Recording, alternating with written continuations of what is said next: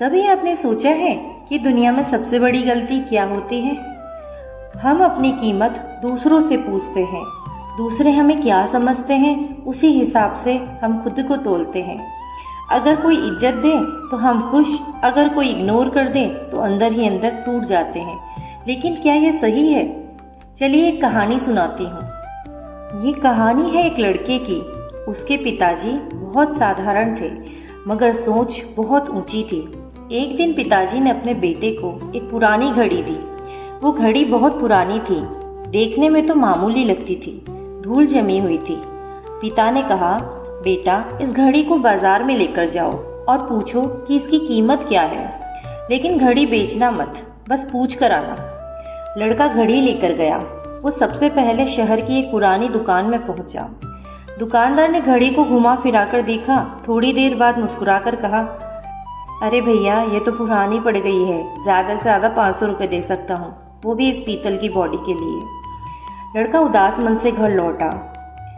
लड़का अपने पापा से कहता है, पापा सबने यही कहा, ये घड़ी पुरानी है, बस 500 रुपये की होगी। पिता ने मुस्कुराते हुए कहा, अब बेटा इस घड़ी को म्यूजियम में ले जाओ, वहाँ भी पूछ कर आओ, बेचना मत। लड़का म्यूजियम पहुंचा। म्यूजियम वालों ने घड़ी को देखा, बड़ी बारीकी से उसकी बनावट देखी। म्यूजियम के क्यूरेटर ने कहा, ये तो 18वीं सदी की घड़ी है, इसकी बॉडी हाथ से तराशी गई है, ये तो कलेक्टर्स पीस है, हम इसके 5 लाख रुपए देने को तैयार हैं। लड़का चौंक गया।